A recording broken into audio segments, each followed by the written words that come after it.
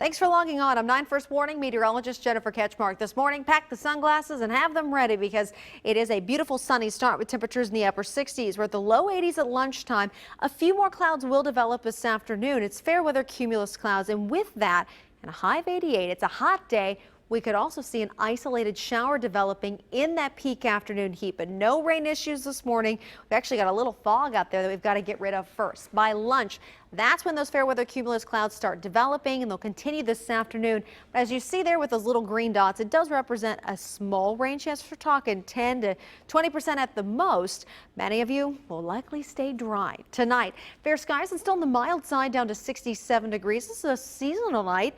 And then Wednesday high of 89. Still not terribly humid, but the humidity is going to really crank up as we head later into the week. Thursday alone, it's going to take our high of 92 and make it feel like 97. Friday's high of 95 will feel like 105, and we're going to stay above that 100-degree mark on Saturday again with that heat index. Heat and humidity combo, I mean, it's really bringing about some sweltering temperatures for us and a legitimate heat wave as we head beyond Saturday and all the way through Sunday.